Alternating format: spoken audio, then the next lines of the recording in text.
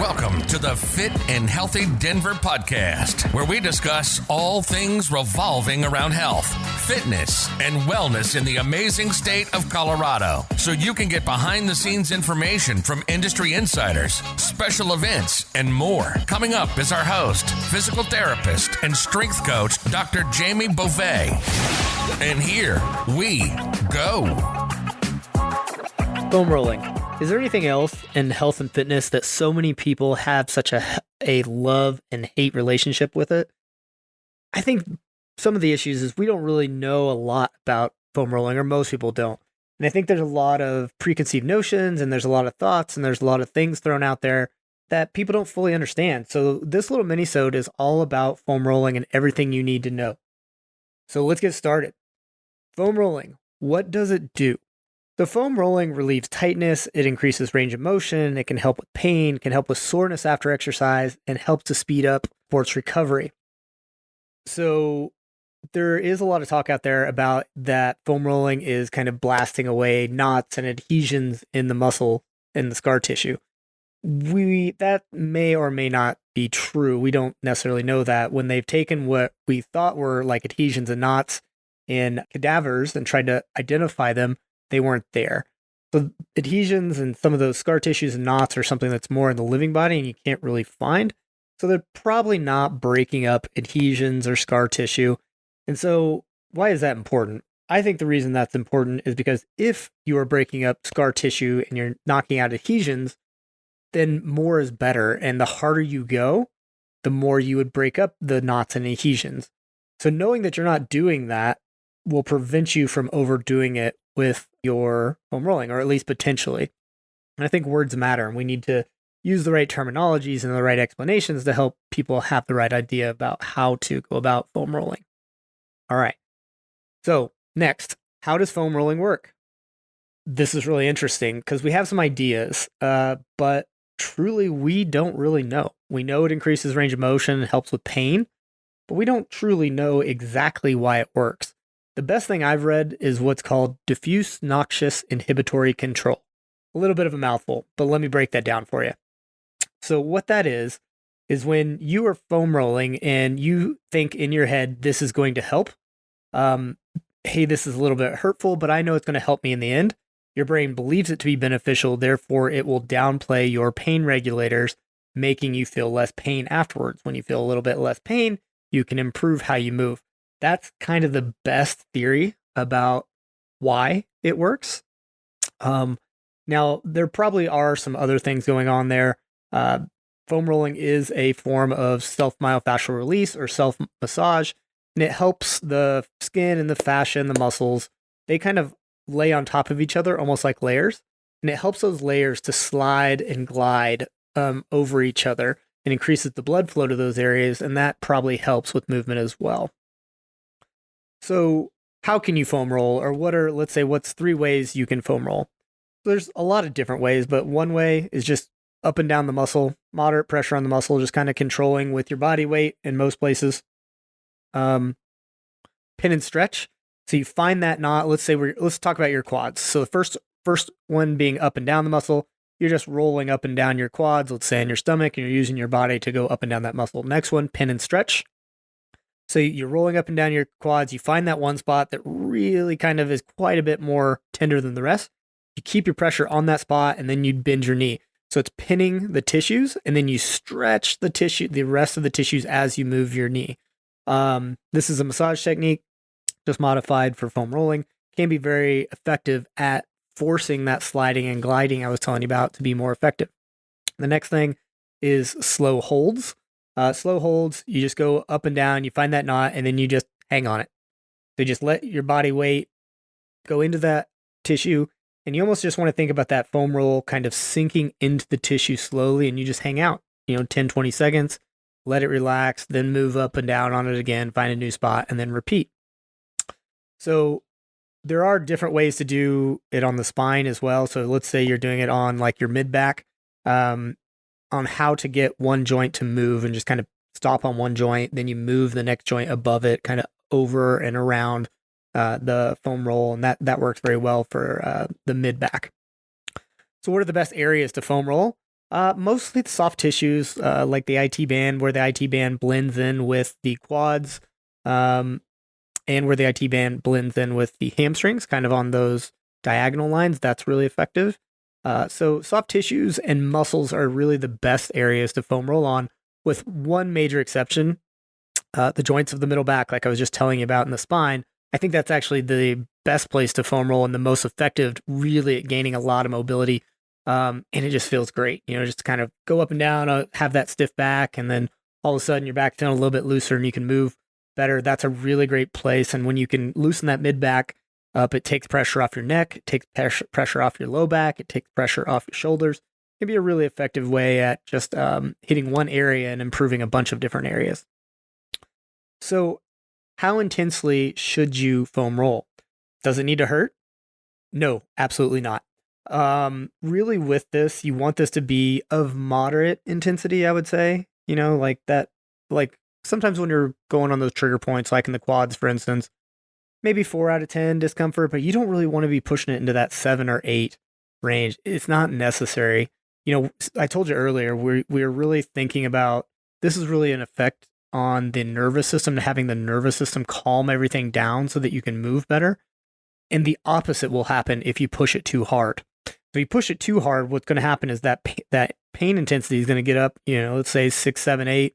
All of a sudden, what's going to happen is your brain is going to start realizing that and thinking you're actually hurting the tissues, and feel like it needs to protect them. So it will contract them and you will have the opposite response. You won't get a lot out of the foam rolling at all. So sometimes you can get more by doing less, and especially with the intensity. It does not need to hurt. And really, it shouldn't hurt. Let me say that. So when should you foam roll? There are benefits to doing it both before a workout and after a workout. Or, if you just do it, even if it's not before or after a workout, there's still benefits. But before a workout, what will happen is you will increase that range of motion, increase blood flow to the area, kind of prime those muscles for a little bit of work. And it will help you to have better range of motion throughout the workout, possibly have a better workout, possibly, just work a wider variety of muscles, feel better afterwards. Now, after a workout, there is some benefits in doing it just for about 2 minutes for sports recovery and just to help those muscles kind of get back to a normal state, and kind of work out and kind of getting them moving real well. After a lot of that, the metabolites from a hard workout are kind of getting stored in the muscles. Sometimes foam rolling can really just help you the next day. Does it prevent injuries, and does it help with athletic performance? I'm going to cover these at the same time. So does it prevent injuries? We don't know. Maybe not. Maybe not. Does it help with athletic performance? Maybe.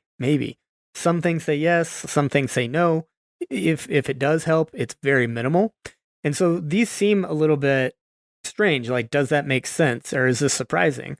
Yeah, a little bit. You would think that improving your range of motion and increasing blood flow to the area would really to help prevent injuries as well as help athletic performance.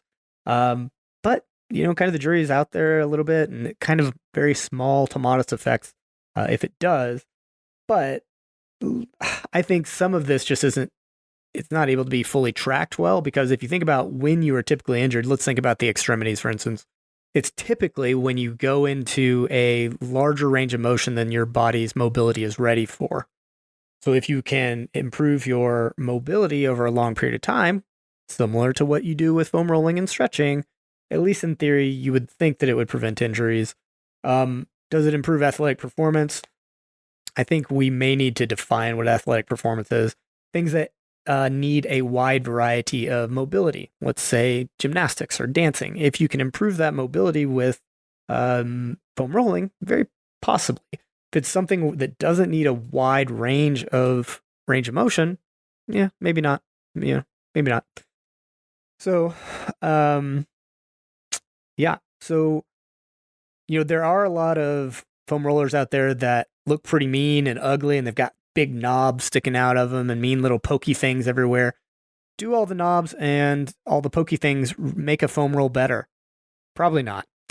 Unless you believe it's going to make you feel better. Now, if you believe it'll make you feel better, the placebo effect is pretty powerful, and you may get a better result. But with that being said, if I ever tell someone they should get a foam roll, I just tell them to buy a regular high density foam roll. There is sometimes, if you see those white ones, they're a little bit more squishy. They just don't last as long. There's nothing wrong with them. They're just a little softer. So if you want a more gentle foam roll, those white, a little bit more squishy ones are typically cheaper. They work well. If you want something that's going to last a little bit, be a little bit firmer, typically they're black, not always, but they're high density foam rolls, what I would suggest.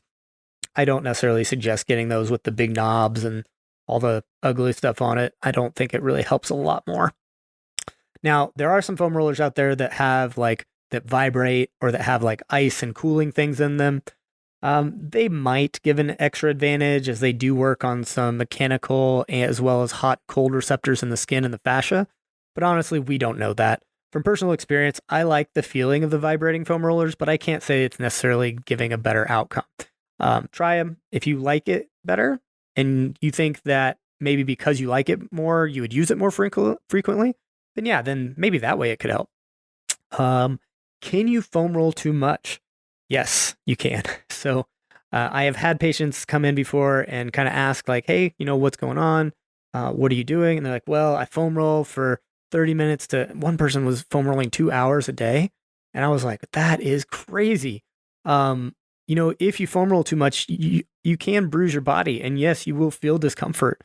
If you go, like I told you earlier, if you go too intensely, your brain's going to recognize it and it's going to feel minorly injured and threatened and try to protect you. So you don't want to do too much foam rolling. Sometimes you'll get more out of doing less. So typically what we say is, about 30 seconds to a minute per muscle. And then about 2 to 3 minutes per body region. So let's say hips, you're getting multiple muscles, you're getting the glutes, you're getting kind of the hamstrings and the IT band and the IT and quad. 3 minutes for the whole thing, or about 30 seconds to 1 minute per muscle is a really good rule of thumb to use. Is foam rolling better than stretching, or can it replace stretching? I don't think we can say that. I think that both help each other out. This is a case where they're very different, but they complement each other very well. Both will help with range of motion. Foam rolling can help with the perception of pain or discomfort, which can make stretching more tolerable and effective. Stretching can help to calm your body down, which makes foam rolling more tolerable and effective. So I would say instead of either or, try to figure out how to do both. So these are just some questions that I hear frequently in the clinic about foam rolling I wanted to give you. Let us know if you have any questions. Otherwise, try these out and let us know how they go. All right. Talk to you soon. Thanks. Bye. Thank you for listening to the Fit and Healthy Denver podcast, brought to you by Kinetic Chain Denver Physical Therapy. If you know anybody that you think would benefit from listening to this podcast, please share it with them. And don't forget to hit that subscribe button so you can enjoy all the great information we're bringing you in the next episode.